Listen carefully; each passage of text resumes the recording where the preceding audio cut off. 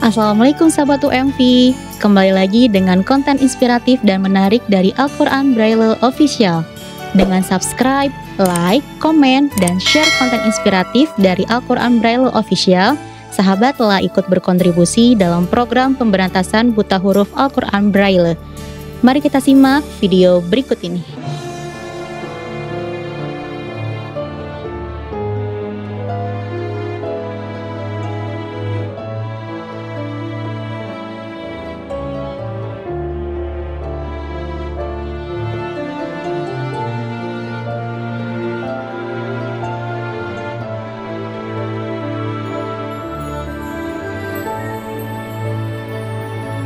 Ya Allah, Ya Allah, Ya Allah, Ya Allah, Ya Allah, La ilaha illallah.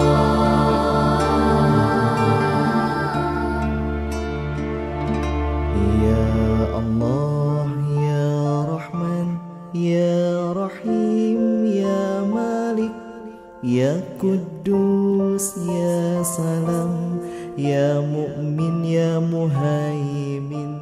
Assalamualaikum warahmatullahi wabarakatuh.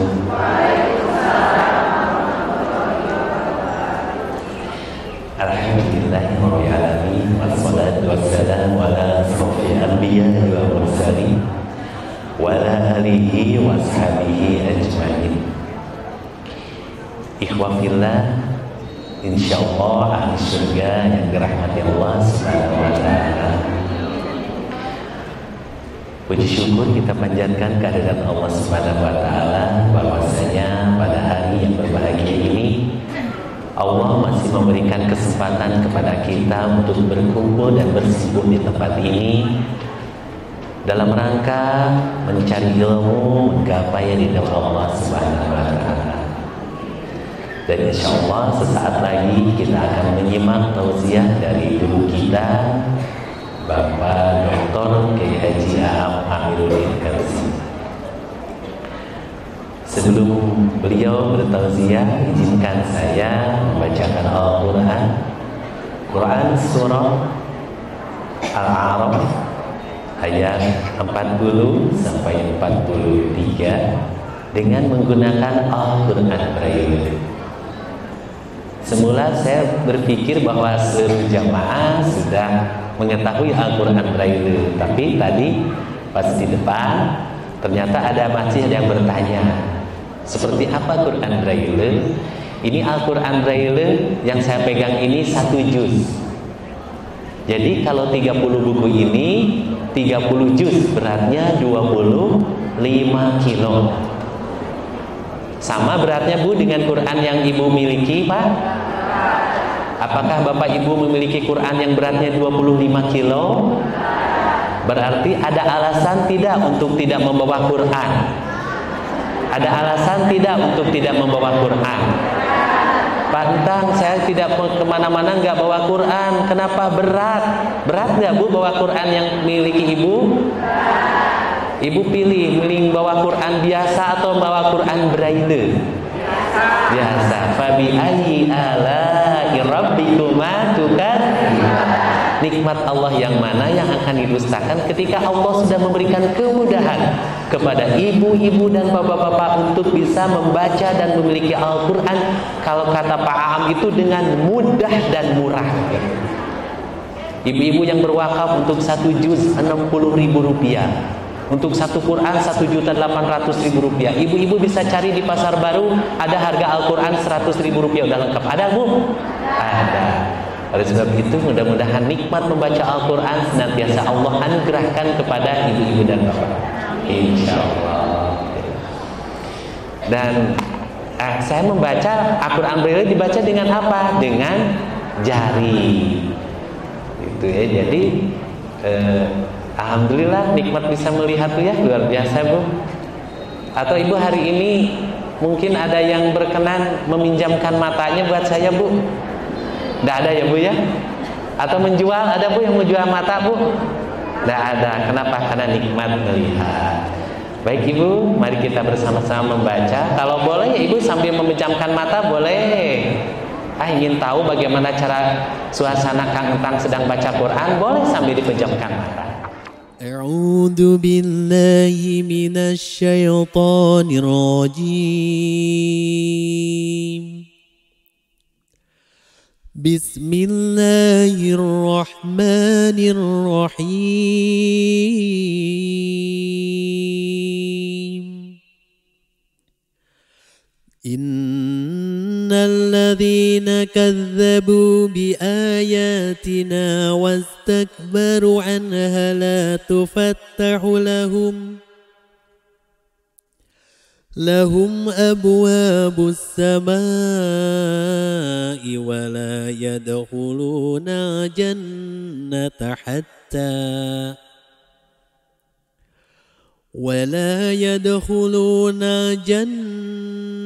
hatta yalija jamalu fis sammil khiyat wa kadzalika najzil mujrimin.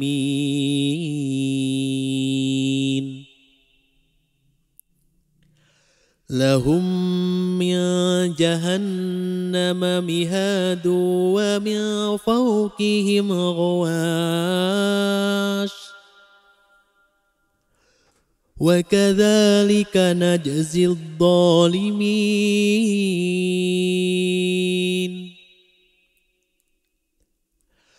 والذين آمنوا وعملوا الصالحات لا نكلف نفسا إلا وسعها أولئك أصحاب الجنة هم فيها خالدون.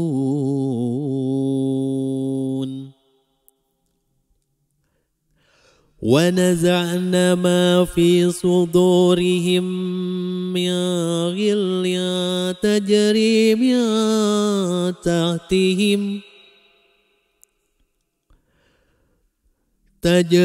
من تحتهم الأنهار وقالوا الحمد لله الذي هدانا لهذا وما كنا لنهتدي لولا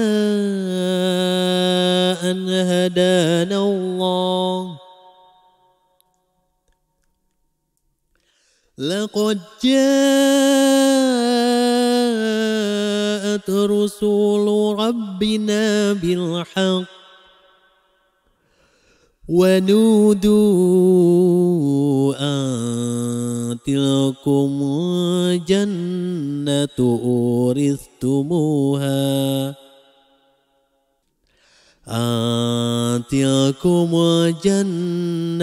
أورثتموها بما كنتم تعملون. Sadaqallahul azim. Aku berlindung kepada Allah dari belas syaitan yang terkutuk dengan menyebut nama Allah lagi Maha Penyayang. Sesungguhnya orang-orang yang mendustakan ayat-ayat Kami dan menyombongkan diri terhadapnya, tidak akan dibukakan pintu-pintu langit bagi mereka, dan mereka tidak akan masuk surga sebelum unta masuk ke dalam lubang jarum. Demikianlah Kami memberi balasan kepada orang-orang yang berbuat jahat. Bagi mereka ketika tidur dari api neraka, di atas mereka ada selimut api neraka. Demikianlah Kami memberi balasan kepada orang-orang yang zalim. Dan orang-orang yang beriman serta mengerjakan kebajikan, Kami tidak akan membebani seseorang melainkan menurut kesanggupannya. Mereka itulah penghuni surga, mereka kekal di dalamnya. dan kami mencabut rasa dendam dari dalam dada mereka. Di bawahnya mengalir sungai-sungai. Mereka berkata, segala puji bagi Allah yang telah menunjukkan kami ke surga ini. Kami tidak mendapat petunjuk sekiranya Allah tidak menunjukkan kami. Sesungguhnya Rasul-Rasul Tuhan kami telah datang membawa kebenaran. Diserukan kepada mereka, itulah surga yang telah diwariskan kepadamu karena apa yang telah kamu kerjakan. Maha benar Allah dengan segala firman-Nya. Wassalamualaikum warahmatullahi wabarakatuh. Fa'alhamaha fujuraha wa taqwaha. Kami tanamkan pada manusia itu fujur, jiwa jahat, wa taqwaha, jiwa takwa, jiwa yang baik. Jadi dalam diri saya ada jiwa jahat, ada jiwa baik. Dalam diri ibu bapak sama begitu. Persoalannya gimana jiwa baik kita lebih dominan. Ya. Kadang-kadang bukan jahat dahsyat. Ya, misalnya ya, mau masuk masjid, sendal nagaris, Anda jadi gini, set, sendal Anda ngomong jahat. Dulu juga ada ayam gitu. Masuk masjid, ini udah jaga sendal teh. Ya itu apa susahnya? Karena dia datang terlambat, ya di paling akhir, bukan dicongkol. Sendal baru boleh pakai Anda, sendal dia nongkrong, mending bagus selamat. Ledeh.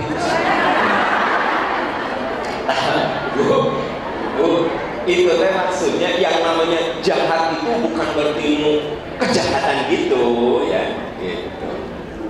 Termasuk ya di pengajian sirat dikawal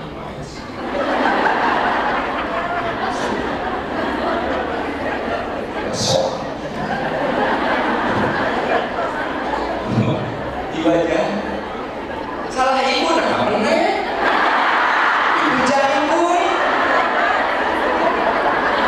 kena sholat kamu salah bener ibu jangkung mengerasa bener di depan tapi karena jiwa jahat nilai gitu yang di depan ibu tingginya 175 ibu 151 hiji terus ibu lu ngambek nah ya kayak jiwa jahat jadi boleh ujung-ujung marahin kita. Jadi yang dimaksud dengan jiwa jahat itu bukan berarti Anda melakukan kejahatan gimana gitu. Itu ya itu kayak sujud pengajian wae kerudung halus jika undangan nah ini aja Pak betul cek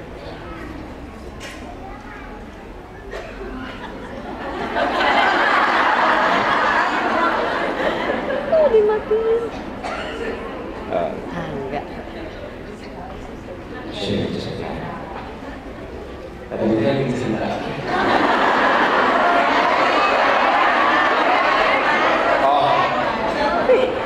apa aja boy kerudung mah undangan kerudung duit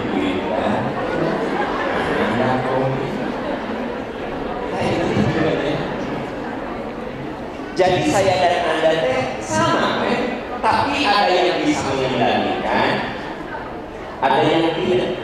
Enak yang pakai tali enak ini apa enak ini? Enak yang hitam, enak yang putih.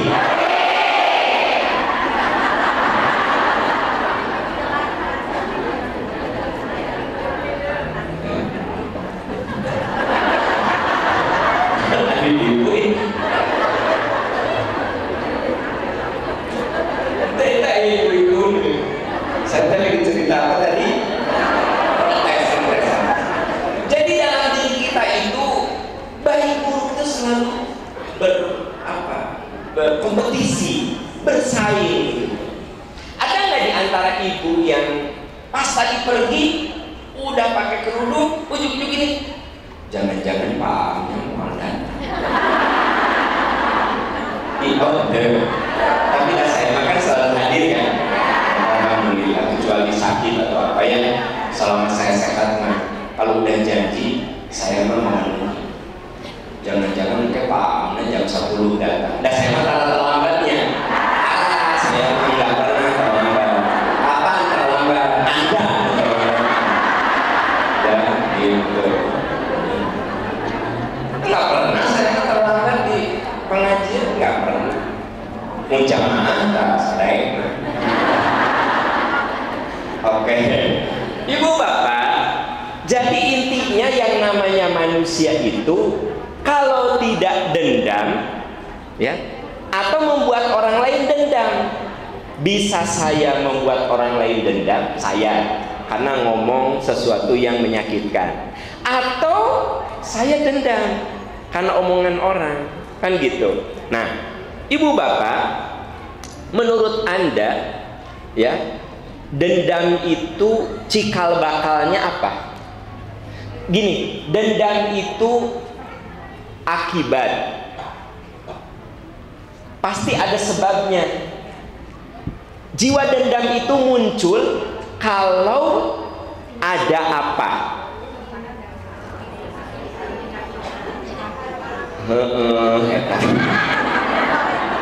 Saya ulangi atau mungkin saya cari bahasanya susah ya. Jadi kita ini dendam. Dendam itu dimulainya dengan apa? Dendam itu dimulai dengan apa? Dengan ada yang ngomong menyakitkan. Dendam itu dimulai dari rasa marah. Bu, ibu ngomong apapun tidak membuat saya marah, mulai jadi dendam. Seperti tadi, ada yang berbisik, tapi saya tidak marah ketika dia bilang, baju Pak An kayak taplak meja. Saya nggak marah, mau jadi dendam. Bener tuh. Sekarang Anda bilang baju saya seperti taplak meja, tapi saya tidak marah, nggak akan jadi dendam. Ya, benar nggak sih? Jadi dendam itu kalau dimulai marah. Orang mau ngomong apapun, menghina apapun, ngaledek apapun, tapi Anda tidak marah dengan omongan itu, tidak akan dendam. Gitu. Terus si Pak Am baju kayak taplak meja, dan memang taplak meja. Karena kainnya lebar, dipakai baju. Saya tidak ada marah, nggak akan dendam. Tapi lamun Anda marah, orang ngomong marah, jadi dendam. Orang mengeluh, kasih jelma itu. Kamari ngomongnya, kurang kayak nama. Jadi Bu, dendam itu kalau ada, kebalikan dari dendam apa? Kebalikan dari dendam apa? Memaafkan. Bu, kebalikan dendam apa? Kapan Anda bisa memaafkan? Kapan Anda bisa memaafkan? Ketika marahnya sudah reda. Saya marah sama Anda. Kalau marah itu tetap bergejolak dalam jiwa saya, susah saya memaafkan Anda. Karena saya tidak memaafkan, naik tingkatnya jadi dendam. Jadi dendam itu amarah yang menetap. Apa Bu? Ya, dendam itu amarah yang menetap. Kalau Anda amarah lalu Anda memaafkan, berarti dendam itu hilang. Jadi dendam itu apa Bu? Amarah yang menetap. Ada nggak di hati ibu amarah yang menetap terhadap suami?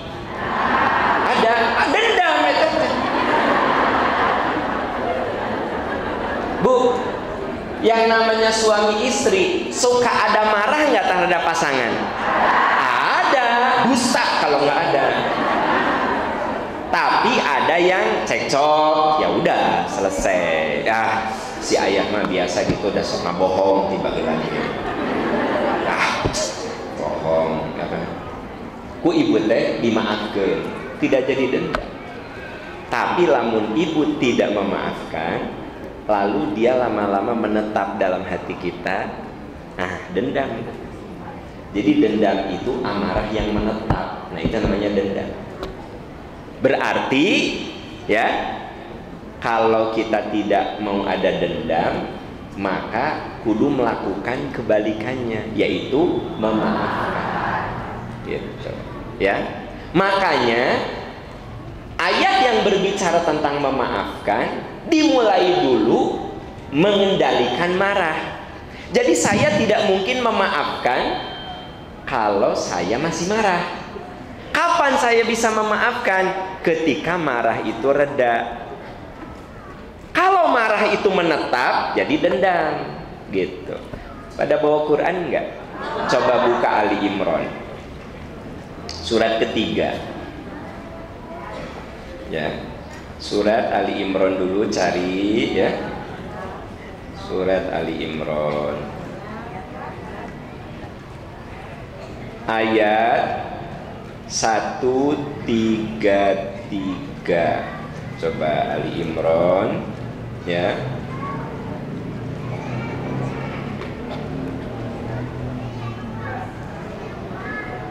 Ada.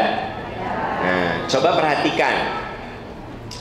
A'udzubillahi minasyaitonir rajim. Wasari'u ila magfiratin mir rabbikum wa jannatin arduhas samawati wal ardu iddat lil muttaqin.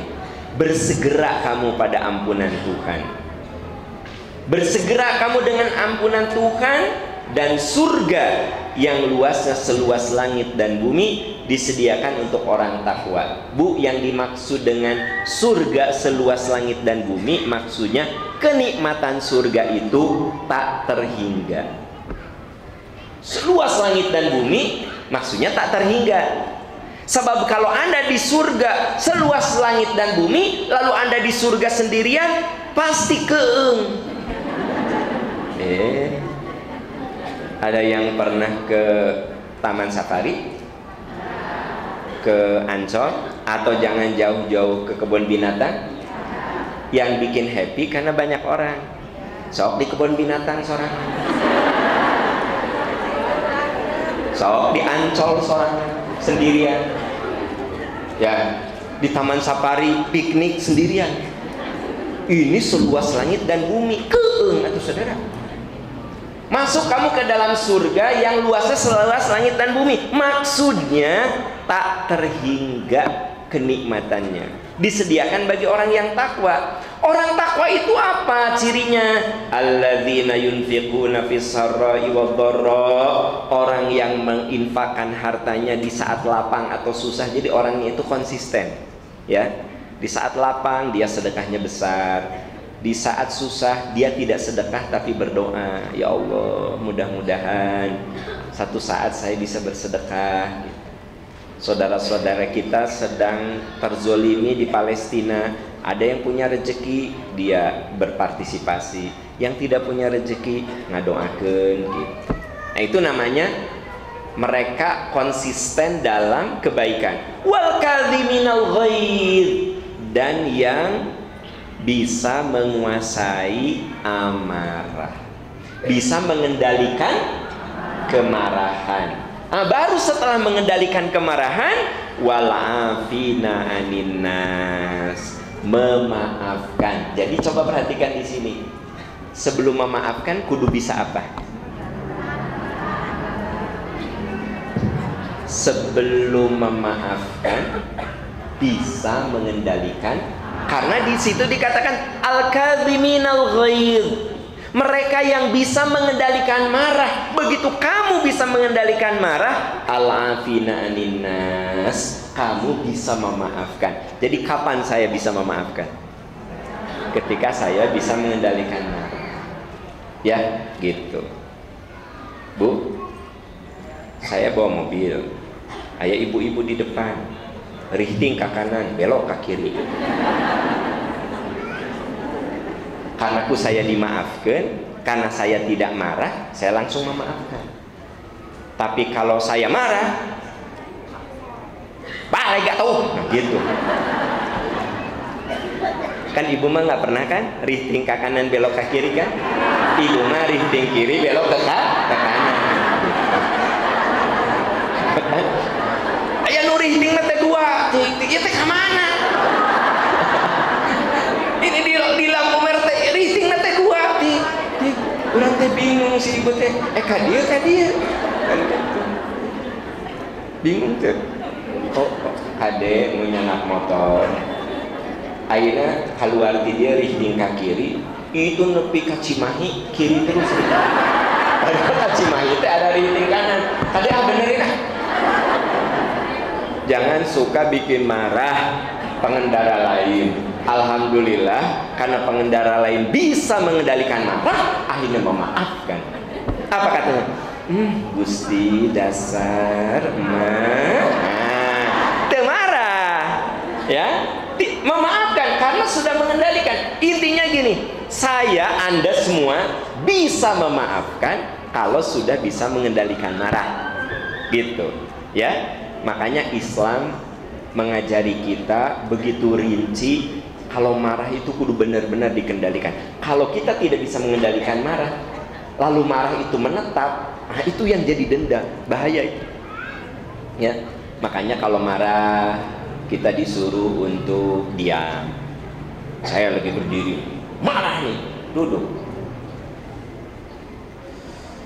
Masih marah juga, duduk deh, bukan hanya duduk, diam. Kul khairon awliyasmu, jangan cicing. Kan ayang cicing tapi ibu kerti, marah, duduk, tutup. Mending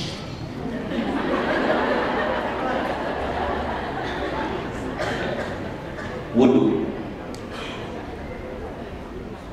masih panas, sholat. Percayalah, tidak ada orang yang sedang sholat marah. Allahu Akbar, wajahnya enggak ada, percaya ke sana. Nah, begitu ibu kita sudah bisa mengendalikan marah, baru bicara. Sini bager anak mama soleh, sini. Maka Anda akan bicaranya terkendali karena marahnya sudah reda. Begitu. Jadi saudara-saudaraku tercinta, yang ingin saya sampaikan sama Anda adalah betapa mengendalikan marah teh kudu dilatih. Dari mengendalikan marah, al-afina aninnas, kamu akan memaafkan.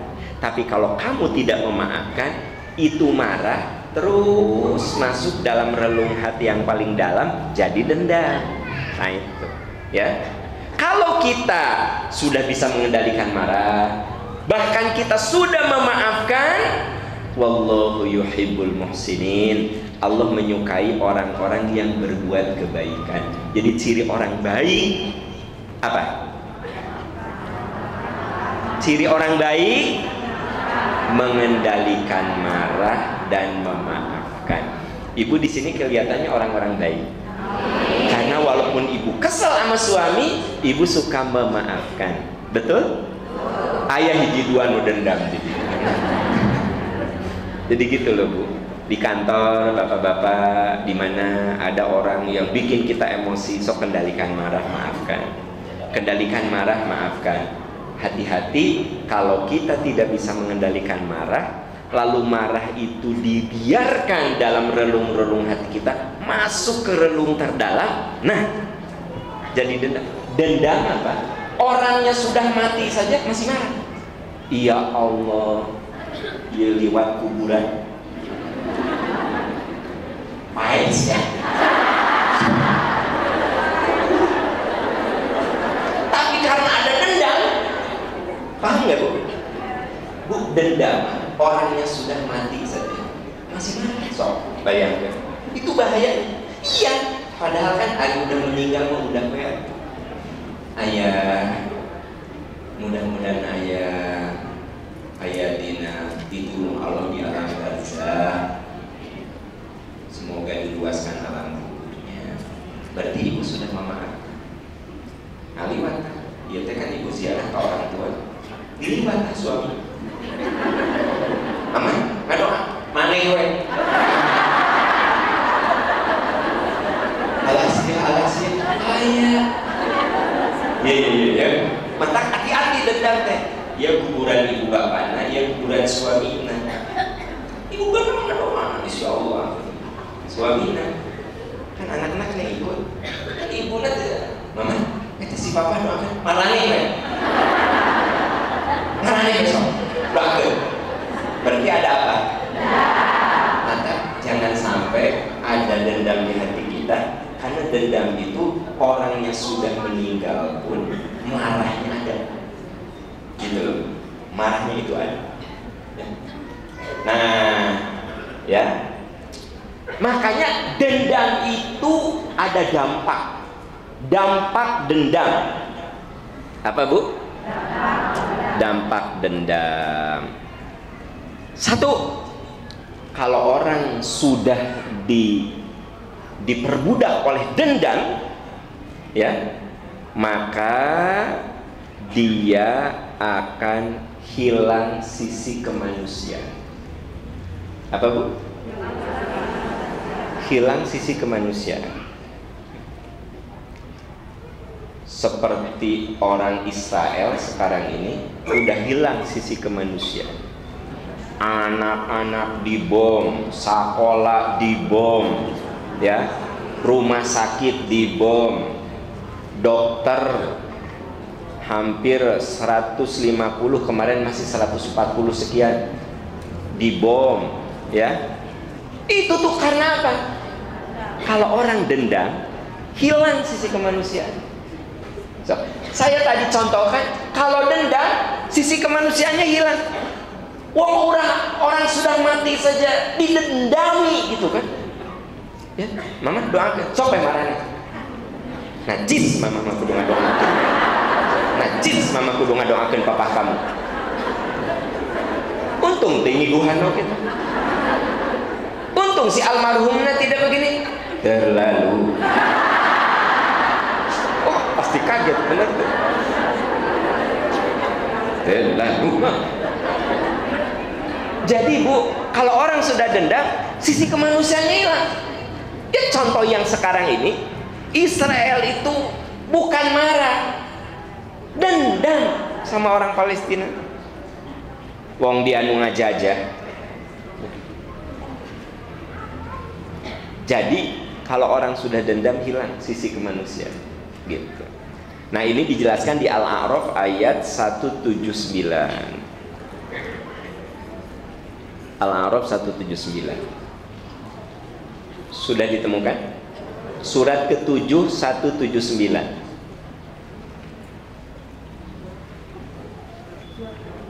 Surat ke-7 ayat 179. Walaqad dzara'na li jahannama katsiran minal jinni wal ins. Ada Bu? Sungguh kami telah siapkan isi penghuni neraka itu kebanyakan dari kalangan jin dan manusia. Lahum qulubun la yafqahuna biha. Mereka punya hati tapi tidak digunakan untuk memahami ayat-ayat Allah. Walahum a'yunun la yubsiruna biha. Mereka punya mata tapi tidak digunakan untuk tanda-tanda kuasa Allah. Walahum adhanun la yasma'una biha. Mereka telinga tapi tidak digunakan untuk mendengar nasihat-nasihat kebaikan. Ulaika kal an'am, mereka itu seperti binatang ternak. Balhum adall, bahkan lebih sesat dari binatang. Ulaika humul ghafilun, mereka itulah orang-orang yang lalai. Jadi gini Bu, manusia itu kalau sudah hilang sisi kemanusiaannya, manusia sudah hilang dari sisi kemanusiaannya, maka dia akan lebih mengerikan, dia akan lebih hina dari binatang, bahkan dari binatang ternak, bukan binatang buas. Ya. Kalau saya punya kambing, kan ada di kampung mah kambing teh suka dilepas, ya. Ternyata kambing saya itu merusak kebun punya tetangga. Istri saya bilang, ayah, mama malu tuh ku tetangga. Domba teh ngarusak kebun tetangga. Akhirnya ku saya disembelih. Lalu saya bagikan dagingnya ke tetangga yang terganggu oleh domba saya. Kira-kira tetangga seneng nggak? Tapi mun suami Anda bikin masalah ke tetangga, budak tetangga dihurian, istri tetangga dipacarin, pokoknya tetangga teh ngomong, tak cenah salakina si Bunga, ya. Ibu Bunga ya, bunga, iya nama sebut saja namanya Bunga. Itu cenah suaminya si Bunga, anak gadis aku diganggu, akunya aja digoda, untung aku tidak goda. Tah si Bu Ica hampir kagoda. Si Ceis tah hampir kagoda. Eta mah lalaki teh.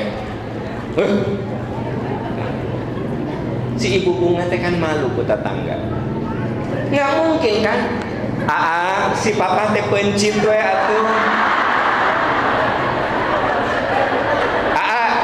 Si bapak teh sembelih aja. Bagikeun ta dagingna ka tetangga. Jadi mendingan punya suami yang nakal ataukah kambing yang nakal? Kambing yang nakal mah bisa disembelih, bisa disedekahkan dagingnya. Dan tetangga nu diganggu ke eta kambing pasti seneng. Senengnya apa? Moal ngaganggu deui eta. Nu kadua meunang daging.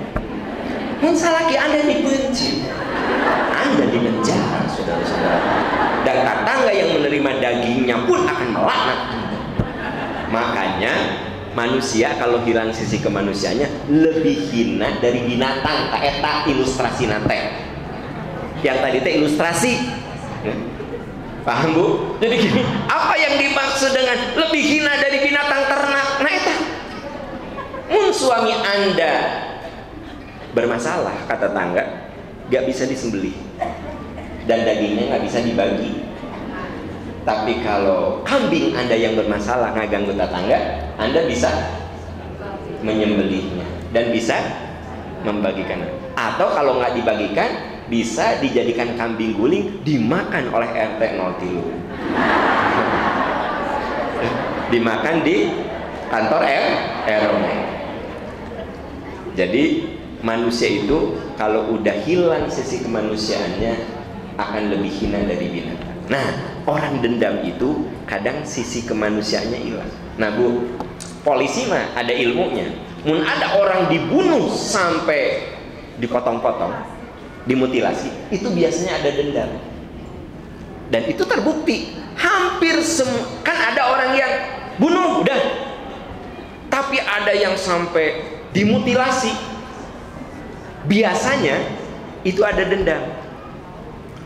Biasanya. Dan memang terbukti selalu kalau orang dibunuh kemudian udah mati teh masih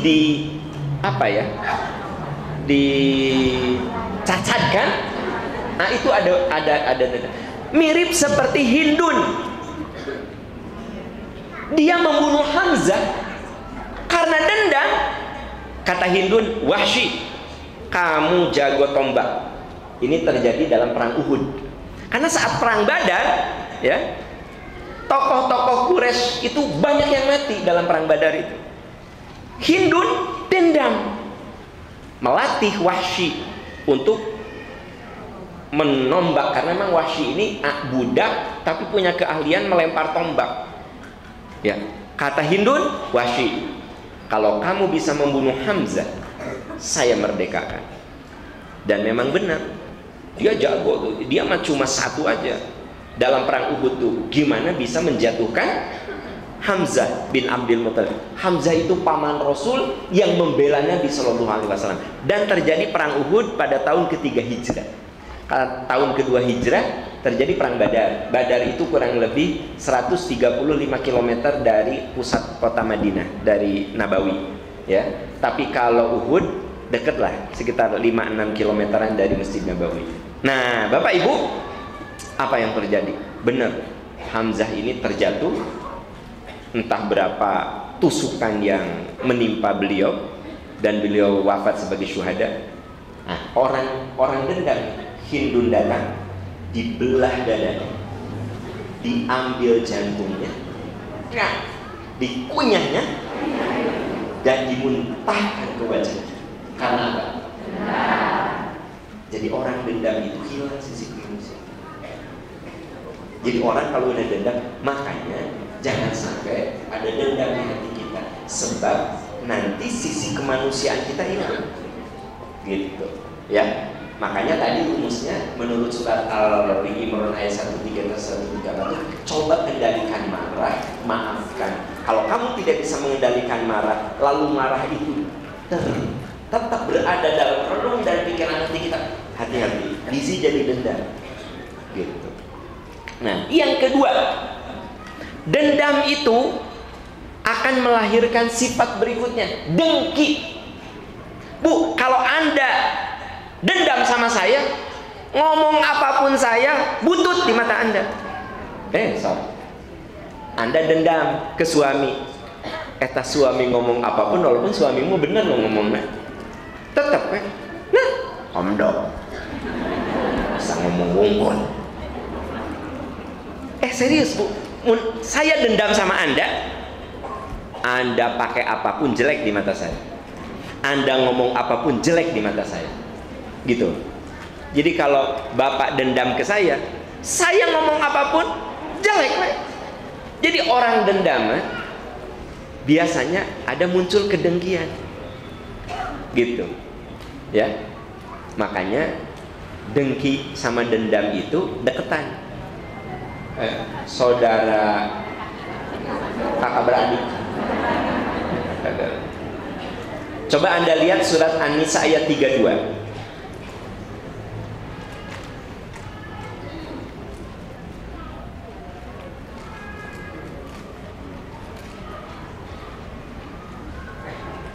Ada Bu? Surat An-Nisa ayat 32.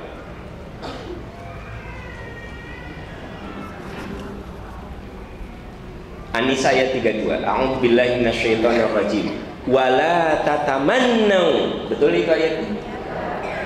Wala tatamannau ma faddalallahu bihi ba'dakum 'ala ba'din. Lirrijali nasibu mimma iktasabu walin nisa'i nasibu mimma iktasabna was'alullaha min fadlihi innallaha kana bikulli syai'in 'alima. Jangan kamu dengki, jangan kamu iri terhadap karunia yang Allah lebihkan kepada sebagian kamu atas sebagian lain. Jadi gini Bu, Allah tuh sudah menciptakan kita ini masing-masing punya kelebihan dan kekurangan. Ya, kalau Anda lihat dia itu punya kelebihan, pasti dia punya kekurangan. Tapi Anda nggak lihat kekurangan itu. Kalau Anda lihat kekurangan orang, pasti dia punya kelebihan. Gitu. Ada teman Anda diajak ngaji, nggak pernah mau. Nggak pernah. Teteh ngaos mangga tipayun. Teteh ngaos yuk, insya Allah. Teteh ngaos dijemputnya wios tekedah. Tak, hati-hati. Anda jangan ngomong buruk sama orang itu. Jangan-jangan dia punya amalan yang lebih dahsyat dari kita. Ternyata kenapa si teteh etateh diajak ngaji sama siapapun, dijemput nggak mau, apapun enggak. Ternyata dia punya ibu yang sudah sepuh. ibu nate selalu ingin ditemenin sama dia, disuapin sama dia, mohon maaf, dicebokin sama dia, dimandiin sama dia, kudu dibaturan wae, dikit-dikit neng, rada jauh satik neng, berarti dia punya amalan yang lebih hebat dari kita. Mata bu, kalau kita lihat kekurangan orang, jangan lihat kekurangan. Jangan-jangan di balik kekurangan itu dia punya amalan yang lebih hebat dari kita. Kan ibu mah orang tua teh boro-boro ngurus, WA getara aja. Nelpon ge nggak pernah. Neng, bade ka mana? Pangaosan, titipnya mamah lotek. Lotek kayak ngaos.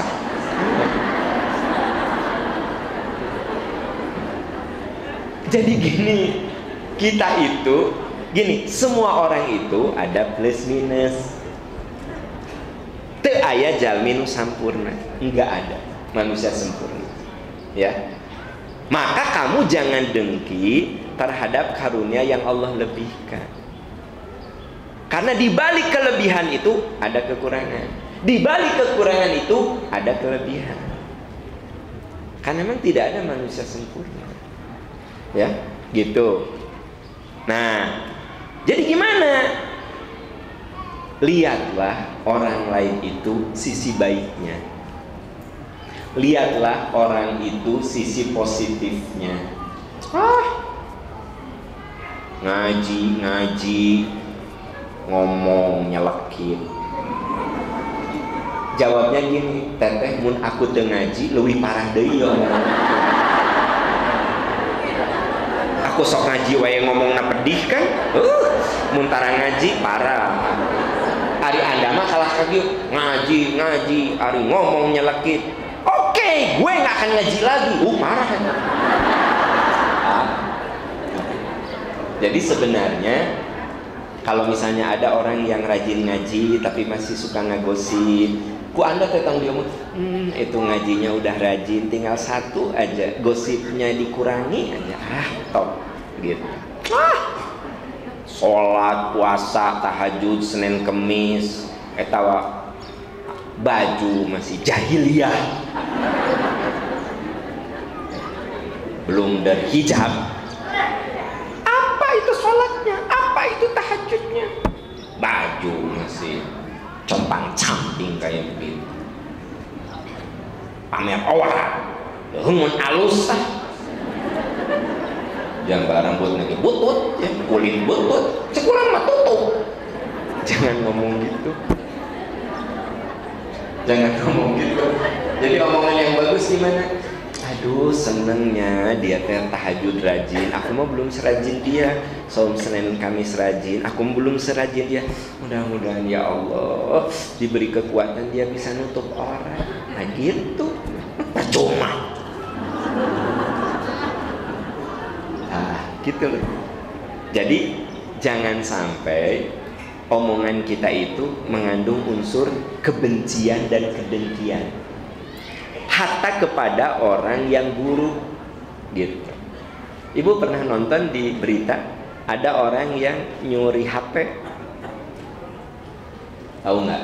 Dia nyuri HP, ternyata pas digerebek ku polisi di rumahnya ada lebih 20 kucing. Apa bu? Kucing. Ternyata dia itu suka menolong kucing-kucing yang terlantar. Nah dia teh di PHK. Dia teu tega ningali kucing-kucingna kalaparan. Akhirnya dia mencuri HP. Bukan berarti mencuri teh jadi boleh, bukan. Jadi ulah kieu mah. Oh jadi, nah awas. Jangan gagal paham. Jangan gini. Oh, demi Allah ya mah cek si Pak Aamnya. Nyuri teh boleh kalau untuk nulungan kucing. Saya tidak ngomong begitu. Kalau kita lihat mencurinya perbuatan salah, tapi dia kemudian cinta sama binatang, itu perbuatan mulia.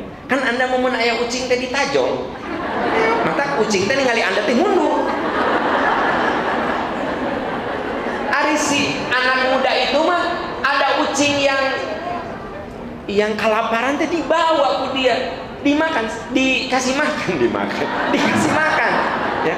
Sampai dia bilang, saya pegawai pabrik, kadang-kadang saya mah makan cuma sekali demi kucing-kucing yang saya tolong. Jadi dia sampai nangis karena dia salah nyuri HP. Maksud saya gini, saya tidak mengatakan bahwa nyuri itu benar, bukan ya. Tapi maksudnya gini, di balik suatu perbuatan yang buruk, ternyata kita belum tentu bisa berbuat baik seperti dia gitu loh. Benar nggak sih? Kan Anda mah aya ucing di bade tulang, atuh caroblok di gini teh. Bu, lamun aya ucing teh. Teteh, coba aya daging dadana, ieu keur ucing. Teh aya tulang teh, nya atuh arompong ucing, mata ucing di depan rumah Anda mah arompong. Kan lapar kalau gitu. Ya mulai sekarang aya cucuk teh, cucuk keur ucing. Harunya atuh katonyo susus. Jadi sekarang mau ngasih binatang teh nu layak dimakan. Teteh aya dada hayam tah, dada hayam dina meja kadiekeun. Ieu nu si papa mah tulangna we. Geun we si papa mah tulangna.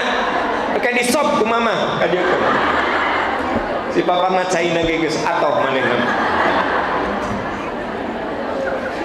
Jadi gini Bu, gini. Yang ini saya ceritakan sama Anda. Ternyata ada orang-orang yang di mata kita itu berbuat buruk, dia melakukan satu amaliyah yang mulia gitu. Itulah kamu jangan iri terhadap kelebihan orang lain. Karena di balik kelebihan ada kurang. Kamu jangan menghinakan kekurangan orang. Di balik kekurangan ada gitu. Nah, terus apa? Setiap laki-laki akan mendapatkan bagian atas apa yang mereka usahakan. Bagi perempuan ada bagian dari hal yang mereka usahakan. Jadi ibu dapat pahala dari apa yang ibu usahakan. Suami dapat pahala dari apa yang suami ibu usahakan. Ya, begitu. Makanya Bu, kalau jadi ibu rumah tangga jangan insecure, jangan insecure. Jangan nggak pedean. Hari kamu IRT, aku mah IRT, ibu rumah. Sayang dengar, jadi ibu rumah tangga teh mulia. Itu kalau lagi reuni suka nggak pede gitu kan, temennya teh yang jadi dekan, ada yang jadi kepala cabang, ada yang jadi manajer, ada pas ngumpul teh. Padahal ibu teh keur sakola keur kuliah mah pang pinterna. Tah, nu jadi dosen teh sok niron ka Anda teh. Nu jadi kepala cabang teh sok niron ka Anda teh. Nu jadi ini, ari Anda kan sekarang nggak jadi apa-apa. Ya, kurang mah ART. IRT, kurang mah IRT, ibu rumah tangga. Ibu teh keliru. Sebenarnya ibu rumah tangga itu lebih mulia karena Anda 24 hours bekerja untuk keluarga. Ya, udah gitu teh digaji. Udah gitu tuh gak jelas hari cutinya, gak jelas bonusnya ya. Tapi teman Anda yang jadi kepala cabang jelas gajinya, jelas tunjangannya, jelas bonusnya, jelas pekerjaannya, jelas waktu cutinya. Anda mah teu jelas, terutama bonus teu jelas, gaji teu jelas. Jadi Anda lebih mulia dong. Tah eta Bu. Jadi kalau Anda melihat, si itu mah jadi dekan loh, jadi dosen yo, aku mah jadi IRT. Jangan, aku jadi IRT, aku mulia di hadapan Allah, dia jadi dosen, dia juga punya kemuliaan di hadapan manusia. Kan dia punya mahasiswa, punya gitu kan? Ya, jadi maksudnya gini, janganlah merasa kalau misalnya aku mah apa atuh dah, nggak boleh. Karena semua orang itu oleh Allah diberi kelebihan dan kekurangan. Jelas Bu? Jelas. Kita yang jadi ibu IRT langsung gitu. Biasa. Langsung nulis di WA statusnya IRT terus ieu kieu tah apa? Genep tah. Gitu. Beureup jeung ieu nanti langsung aya nu nulis Yes, IRT 7. Dan memang Anda mah mulia. Begitu ya. Nah, bukan berarti yang bekerja tidak mulia. Dia punya kemuliaan pada wilayahnya. Anda ibu rumah tangga punya kemuliaan pada wilayahnya. Begitu maksud saya. Kamu punya bagian apa yang kamu usahakan. Nah, was'alullaha min fadlih. Biasakanlah kamu mohon kepada Allah karunia-Nya. Jadi kita mah kepada Allah tuh minta karunia-karunia terbaik. Selalu minta yang terbaik kepada Allah. Innallaha kana bikulli syai'in alima. Allah itu maha tahu atas segala sesuatu. Jadi hati-hati, dengki itu bisa membuat apa? Hilang sisi kemanusiaan kita. Dengki. Dendam itu bisa hilang sisi kemanusiaan kita. Dendam itu bisa membuat kita cenderung benci. Orang kalau udah dendam itu benci dan dengki. Nah, dengki. Dan yang ketiga, dendam itu bisa menyebabkan kita diperbudak hawa nafsu. Diperbudak hawa nafsu.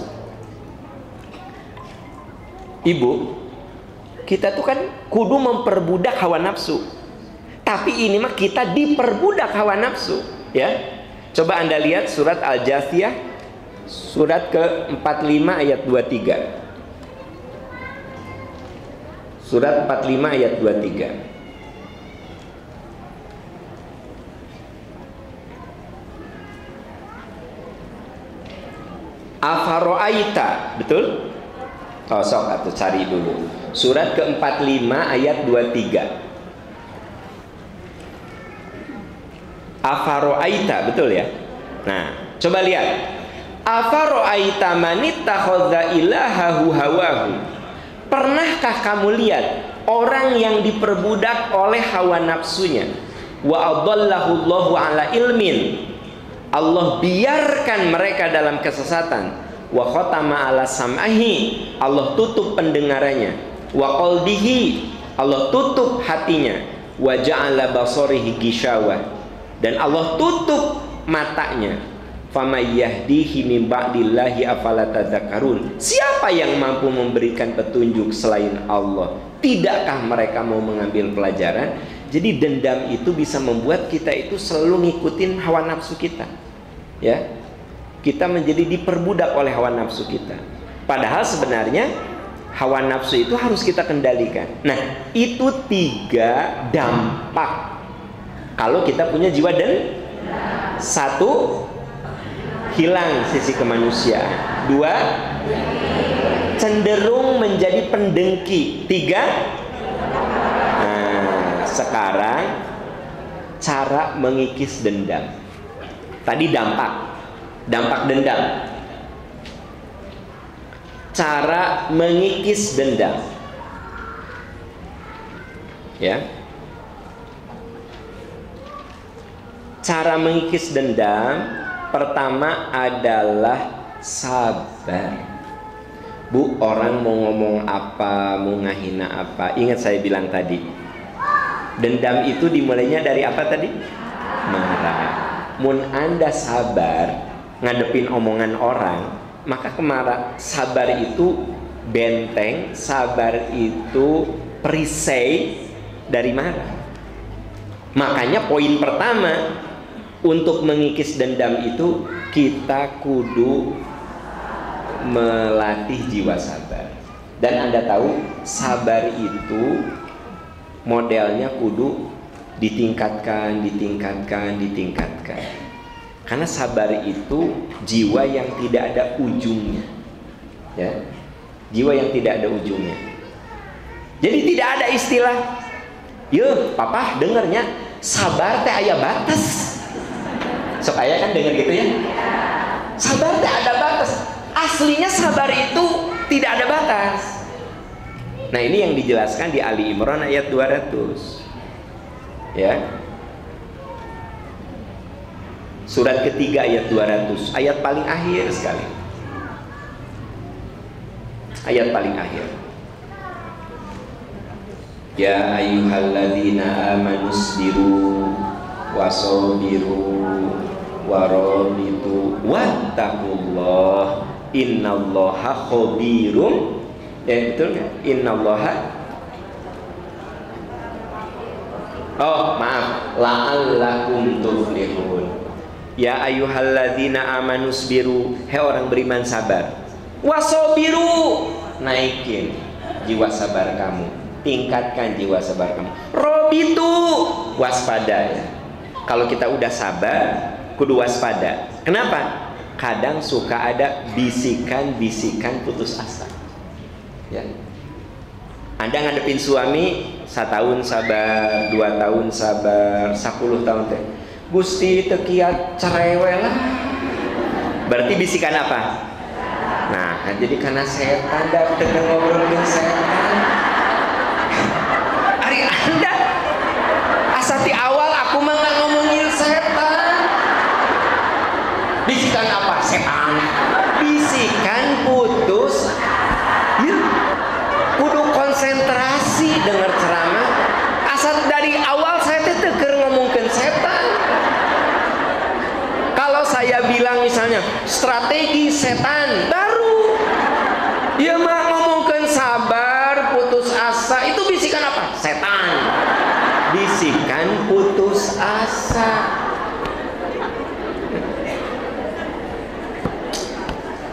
Nah, di dia saya teh diuji kesabaran. Kamu ngomong sabar, sok siata. Bu, jadi guru ge saat ngajar ada titik sampai tidak sadar. Misalnya Anda disuruh baca, ayo misalnya saya guru ngaji, ayo Bu, dalika ibu da munda dalika ibu lihat saya da munda kita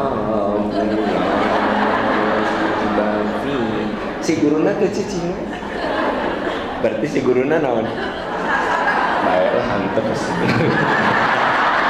ayat anu ngalaman gitu mun guru ke cicing putus asa. Ibu diajar ngaji, tadinya beliau ngebenerin, ibu begini, ibu baca terus cicing mana? Oke, sudah berikutnya. Nah, berarti dia tegas putus asa ngadepin Anda. Bukan dia, orang bisa kan? Din bisa. Guru lo putus asa. Cek ibu teh, oh jadi guru orang putus asa. Baru nyadar ya. Ibu, kalau ibu ngajak sholat, ayah sholat, sampai titik Anda teh, baiklah, neraka kali. Anda teh sekarang ngingetin sholat deh, berarti apa tuh? Putus asa. Udah males sampai titik ream,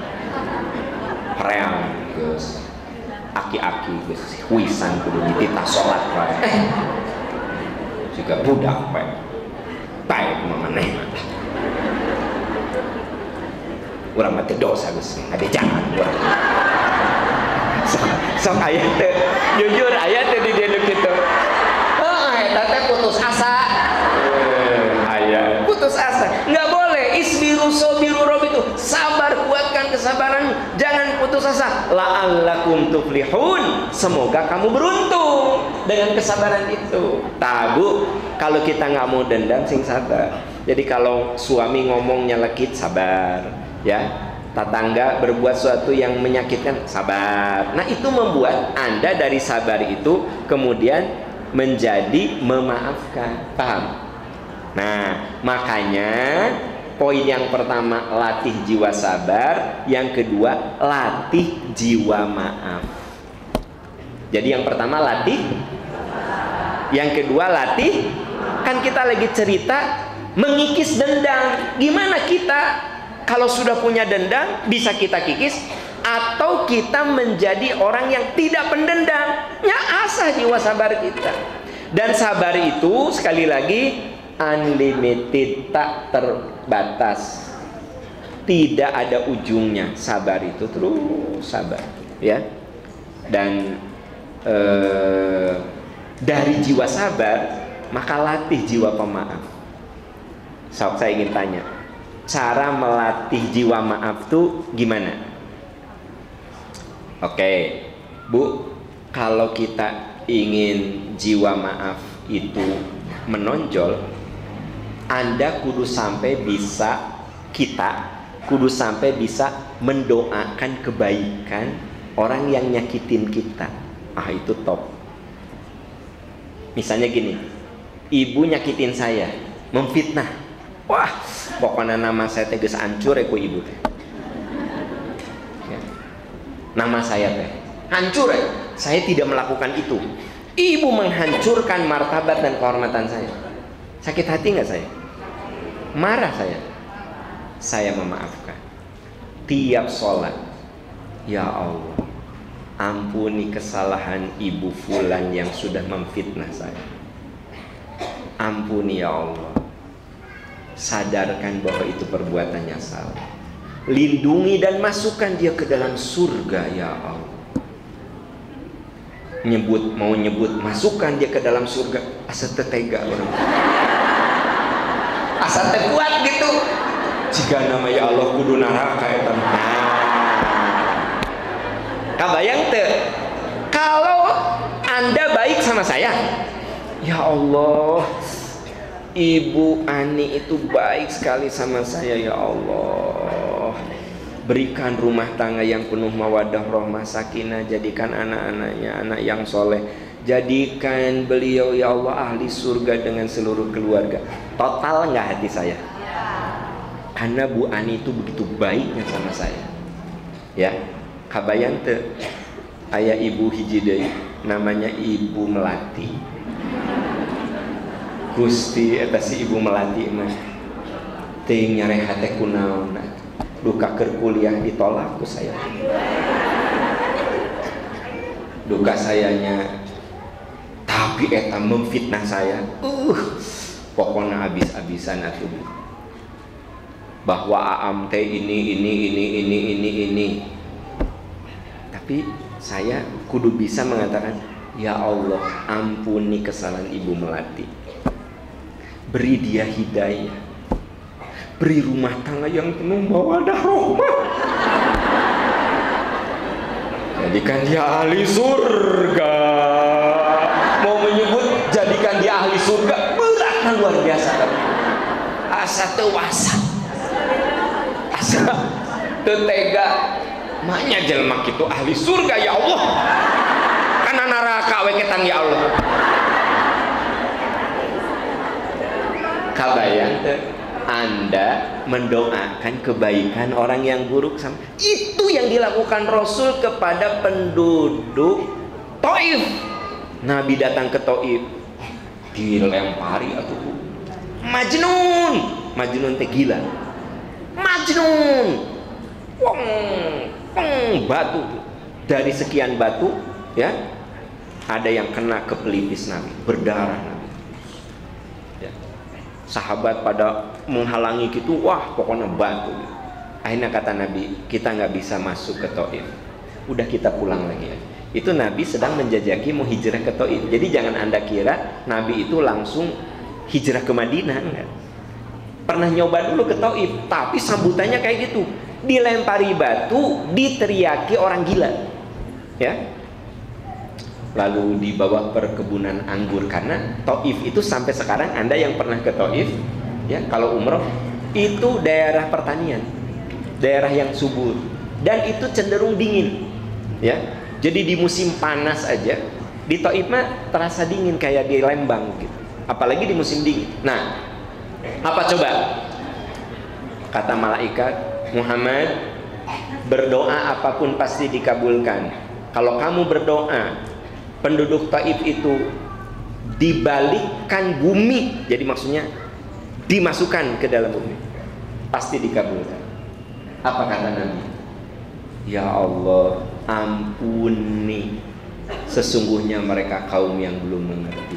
Lahirkan dari mereka orang-orang soleh ya Allah. Tah kabayang. Sambil eta getih berdarah teh masih berlumuran. Ampuni, berikan mereka hidayah, lahirkan dari mereka generasi soleh. Sambil darahnya. mun ibu ngelempari saya ku kue apem tonggu batu, wah kan gitu. Ya Allah, pecetkan mereka, ratakan mereka ya Allah, hancur luluhkan mereka. Nabi mah ku batu. Nah berarti Bu, kalau saya dan Anda sudah bisa melatih maaf sampai di titik bukan memaafkan semata, mendoakan. Ada ibu-ibu menurut saya mah hebat. Pak Am, doakan ya saya yang kuat. Saya teh baru bercerai karena suami saya menzalimi saya. Perusahaan direbut sama dia, terus dia dengan perempuan lain. Saya dicampakkan. Saya mau berdoa, ya Allah, semoga rumah tangga dia mawadah rahmah sakinah. Saya bilang hebat. Yang ibu makan ke sing teu jamu gak ya Allah, sing hancur lebur rumah tangganya ya Allah. Ari dia mah ya Allah, saya teh paham berat kudu ngedoain. Tapi saya ingat ceramahnya Pak Am, ternyata diamalkan teh susah, berat. Tapi ketika saya menjalaninya, saya merasakan satu nikmat. Dia mengkhianati saya, dia mengambil perusahaan saya, dia memiskinkan saya, lalu dia berfoya-foya di atas penderitaan orang lain. Ya. Bapak saya tuh percaya sama suami saya, sampai perusahaan bapak saya tuh disuruh, kamu cepeng ya perusahaan, dikhianati. Bapak saya kalau tahu, kan bapak saya udah almarhum Pak. Tah Bu, kabayang teh eta si ibu masih bisa ngadoakeun, semoga ya Allah usaha yang dia pegang itu maju, rumah tangganya berkah, mawadah sakinah gitu. Dan benernya si ibu eta teh tulus gitu. Ku Allah teh qadarullah 2 tahun kemudian dia nikah lagi dengan laki-laki yang soleh, terutama bukan hanya soleh, benar dari soleh wungkul makan kumahnya gitu ya, soleh tajir. Jadi kekayaan teh yang direbut sama suaminya dulu, Bu, yang direbut teh dulu mah segede Pak. Ternyata dibanding dengan harta yang saya terima dari suami saya yang baru, nggak ada apa. Saya bilang tuh Bu, boro-boro di akhirat, di dunia saja kok Allah ditampakkan. Jadi kekuatannya itu bisa mendoakan kebaikan orang yang berkhianat sama kita. Eta mah Bu. Saya juga kalau ngomong gini kan fasih ya. Nah saya gecatang tuh ya. Mendingan jujur ya saya punya. Tapi kan ibu-ibu mah insya Allah. Nah, jadi bagaimana kita bisa melakukan itu? Nah itu dijelaskan di surat Ali Imran 159. Kebayang nggak? Anda kalau tipe yang galak itu orang jauh. Tapi kalau Anda tipe yang lembut, penuh penyayang, dekat gitu. Firman Allah, karena rahmat Allah kamu lembut. Kalau kamu kasar, orang tuh jauh darimu. Fa'fu anhu, maafkan, wastaghfir lahu, doakan. Nah itu yang tadi, bukan hanya memaafkan, mendoakan.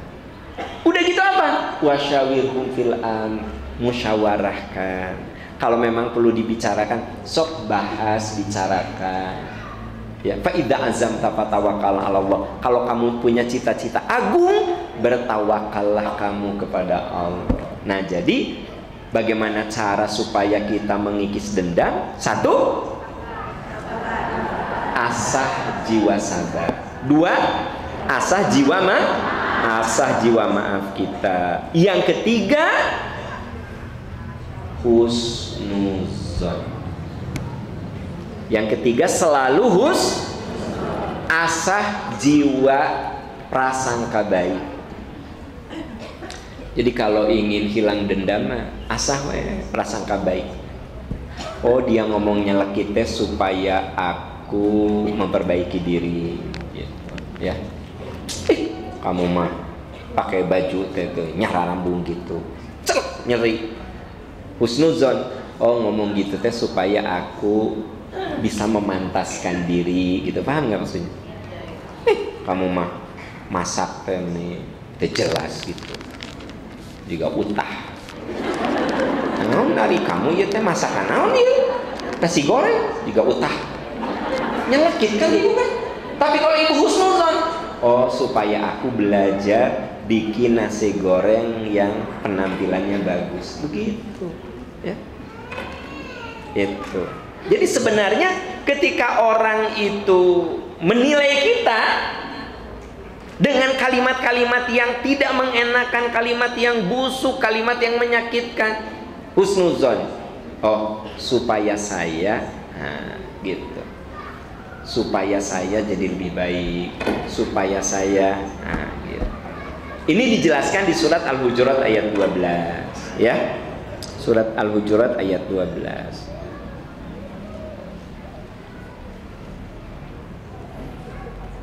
Ini ayatnya sering dibahas. Ya ayyuhalladzina amanu ijtanibu katsiran minadh-dhanni inna ba'dadh-dhanni itsm. Al-Hujurat 12. Ini teh nomor berapa, Bu? Nomor 3. Husnuzon. Ya ayyuhalladzina amanu, Al-Hujurat 12. Ya ayyuhalladzina amanu ijtanibu katsiran minadh-dhanni inna ba'dadh-dhanni itsm. Hai orang beriman, jauhi prasangka buruk. Sesungguhnya prasangka buruk itu dosa. Wala tajassasu, jangan suka cari-cari kesalahan orang, kekurangan orang. Wala yaghtab ba'dukum ba'dha, jangan suka gibah ya. Ayuhibbu ahadukum ayyakula lahma akhihi maitan fakarihtumu. Kalau kamu gibah, ngagosip, apa kamu mau makan bangkai saudaramu? Itu teh sama dengan kamu teh makan bangkainya. Wattaqullaha innallaha tawwabur rahim. Takwa kamu kepada Allah. Allah itu maha penerima taubat dan maha pemaaf. Jadi kalau kita ingin menjauhkan diri dari dengki, 1, asah jiwa sabar. 2, asah jiwa maaf. 3, husnuzon. Nah, yang keempat, selalu ridho, selalu ridho, selalu menerima ya. Terima we Bu, ibu disebut kurang gizi, terima we, dan memang ibu pegang maneh mah kurang gizi, dan memang ibu pegang, padahal ibu kan makannya masya Allah sanggup, wah numpuk. Mun lotek batur masa porsi, Anda masa porsi setengah. Baso masa porsi, Anda mah 2 porsi. Kata temen teh, kamu mah kurus juga kurang gizi. Terima, emang kurang begal. Ibu makan segala makanan teh aya nu pantang. Cek temen teh, kamu mah perut teh jika tong sampah segala diasupkan. Terima, emang tong sampah. Sebab sisa makanan teh selalu keur mamah ya Neng ya, ayah ya bekas ayah keur mamah ya gitu. Kalau di kafe semua sisa ibu nu masih ya lebar kalian mamahang.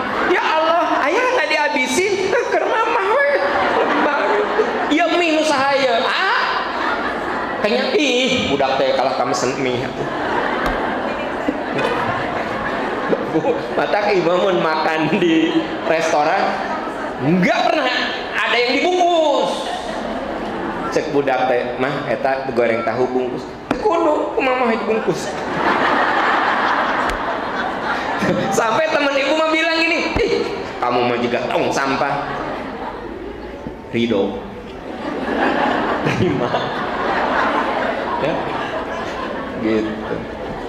Pokoknya mah Bu, kalau nggak mau dendam, terima aja. Orang ngomong apa, tampil. Si Pak Ama Omdo, ya udah terima aja. Untuk apa saya membela diri? Gitu. Si Pak Ama sombong orang nanti lege gitu. tampi baik disebut legek ya. Padahal orang teh can apanya sombongna orang juga kumaha ieu teh kakar saparapatna ya. Nah, ya. Jadi Pak, kita tuh kalau apa teh terima aja. Dengan menerima, Bu, katanya ya, orang kalau sakit nih, ini tanya, Anda boleh tanya sama dokter. Orang sakit, orang yang ya Allah, saya terima sakit ini, semoga ini jadi penggugur bagi dosa saya, beri saya kekuatan untuk bisa kuat menghadapi sakit ini. Orang kayak gitu tuh daya tahan tubuhnya naik, imunitasnya. Tapi kalau gini, Gusti ya Allah, padahal saya tanya makan hidup udah sehat, apa yang salah dari saya itu apa? Jangan ya Allah, penyakit yang berat-berat tinggal. Jika nama saya teh nggak kuat penyakit yang kayak gini, emang mata cepat maut begitu. Nah, itu sebabnya saya pernah bilang sama Anda, kenapa kita itu kudu ngasih motivasi kepada orang yang sedang diuji.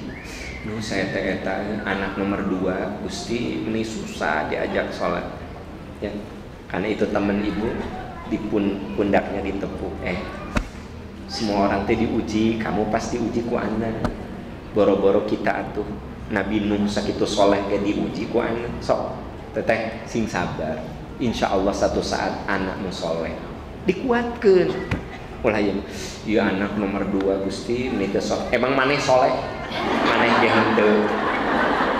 Tong sok sombong. Emang kamu soleh? Sok soleh. Nah, jangan gitu. Ya. Aduh, aku teh udah 2 hari pusing terus. Berenang kamu kurang istirahat, sok istirahat. Atau kamu ke dokter gitu. Aku teh pusing terus. Kades ya bisa kanker otak. Dokter wae nggak berani menyimpulkan kecuali hasil segala macam. Iya mah. Kades ya kanker otaknya babaturan orang kan mau. Kanker otak eta teh lieur wae. Kade ari maneh. Karena sok aya teh orang kayak gitu. Aja nggak boleh, awas. Tapi kalau gini, kenapa ya aku pusing terus? Meren kamu terlalu capek. Geus atuh kamu teh ke dokter periksa biar jelas gitu. Udah gitu kan. Kades ya si kanker otak. Babaturan orang maot karena di kanker otak. Nah, Bu, kita ini kalau ngomong sama orang yang membuat orang itu kudu ridho gitu ya. Aduh aku sakit, insya Allah sembuh teteh. Insya Allah sembuh lah gitu. Duh aku teh pusing terus, ya udah paling eta teh kecapean. Sok kamu banyak istirahat atau sok ke dokter. Jadi omongan teh membuat orang jadi ridho gitu kan. Coba bayangkan eta si ibu disebut kanker otak. Atuh mama makan, mama teh sieun kanker otak. Karena omongan eta teh melekat di telinganya. Yang saya ceritakan teh mitos apa fakta? Aya jalmi nu kitu. Ade jamaah Al-Irsyad mah jangan sampai begitu. Coba buka At-Taubah ayat 59. At-Taubah ayat 59. Walau annahum radu ma atahumullahu wa rasuluh. Ada At-Taubah 59. Surat ke-9 ayat 59.